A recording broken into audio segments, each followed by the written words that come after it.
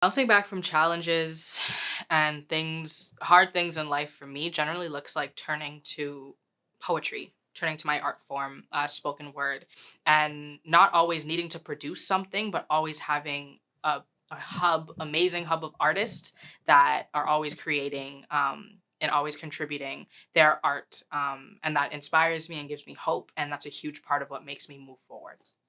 Working with Unity has been incredible. The artists that I've had the chance to work with, it's like sort of like this huge like Avengers of art and breakdancing and rapping and poetry and everything you could imagine in terms of the arts. It's really, really dope. So what I love about the hip hop community in Toronto and Canada alike, because there's so many amazing artists across the country, is just all the different forms it can take, all the different styles it can be done in, all the different, original ways that people have taken the art form and enhanced it.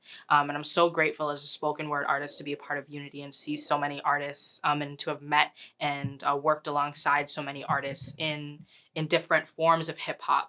I think Unity is a great driver of building those relationships. So yeah, I'm just super grateful.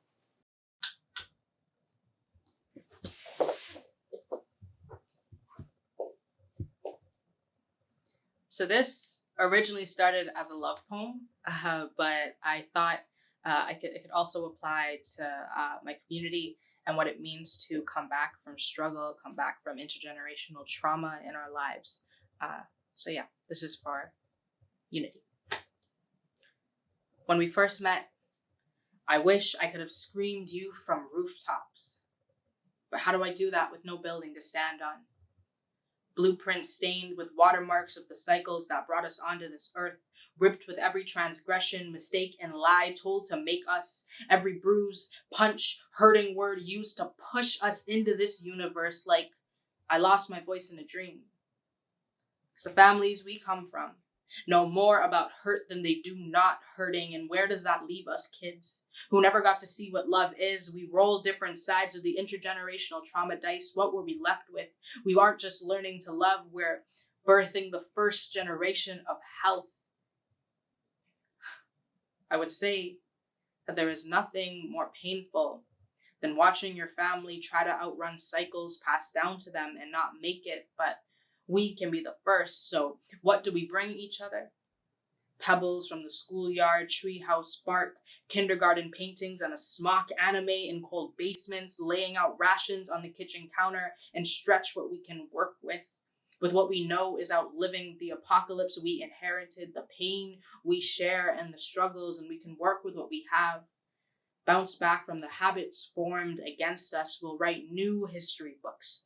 Burn the old ones and use it as fuel. Resilience is built into us, but we just have to redefine it, give it a new name, not for the sake of survival, but the sake of ourselves. Our dreams are lit with the burning embers of shooting stars, lit by the last flames of our exploding circumstances, but we'll never stop needing a safe place to return to.